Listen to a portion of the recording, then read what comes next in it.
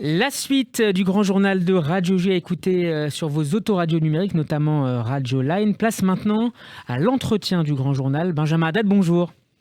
Bonjour Steve. Et merci d'avoir accepté notre invitation cet après-midi. Vous êtes spécialiste des États-Unis, directeur Europe du think tank Atlantic Council.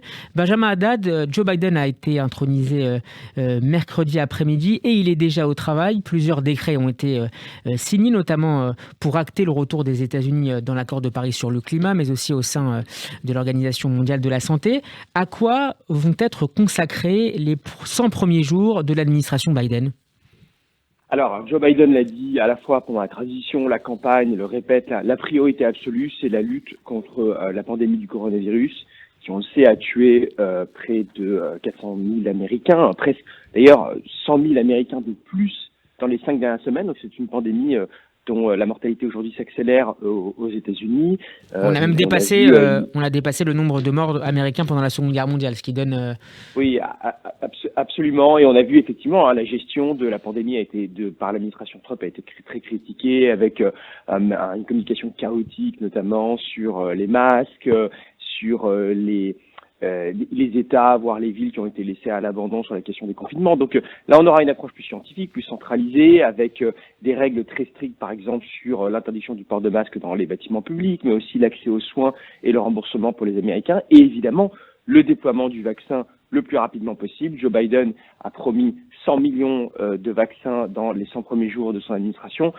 Les États-Unis sont au sein d'une crise sanitaire, économique, identitaire profonde. Donc on l'a entendu dans la tonalité du discours d'investiture de Joe Biden, les premières priorités sont avant tout d'essence intérieure.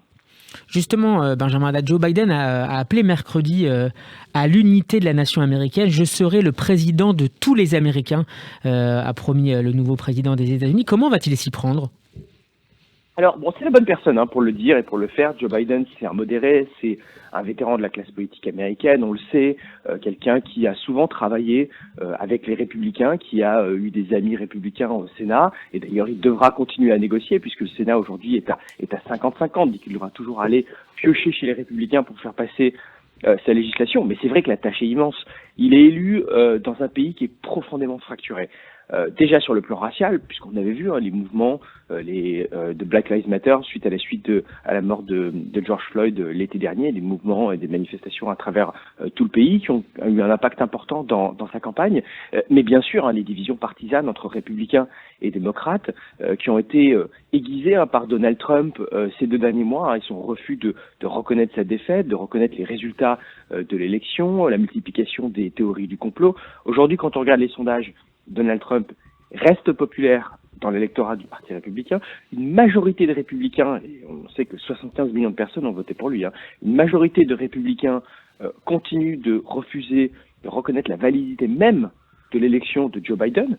Et ils ont été appuyés en cela d'ailleurs par un certain nombre de sénateurs et de représentants le 6 janvier lors de la certification des résultats. C'est très compliqué aujourd'hui parce que les Américains ne se parlent plus, s'entendent plus, n'opèrent plus dans la même réalité. Vous avez des chaînes, des médias qui sont partisans, MSNBC pour les démocrates, Fox News pour les républicains, mais aussi des sites, des réseaux sociaux. On avance même que Trump pourrait lui-même lancer un prochain média. Alors effectivement, maintenant la question se pose sur le rôle que veut jouer Trump dans les prochaines années. Il a été privé de sa tribune préférée, les réseaux sociaux, et notamment son fameux compte Twitter qui a été supprimé.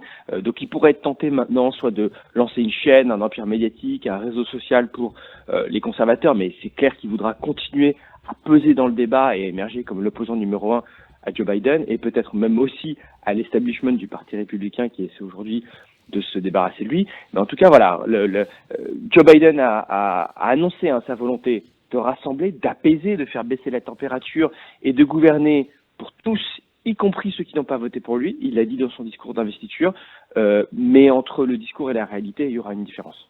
L'une des priorités diplomatiques de Joe Biden, outre le dossier chinois évidemment qui sera toujours prééminent, portera sur le dossier nucléaire iranien et l'éventuel retour au DCPO, l'accord signé en 2015 par la communauté internationale et l'Iran. Des discussions américano-iraniennes auraient déjà commencé. Quelle est la stratégie en la matière de l'administration Biden ?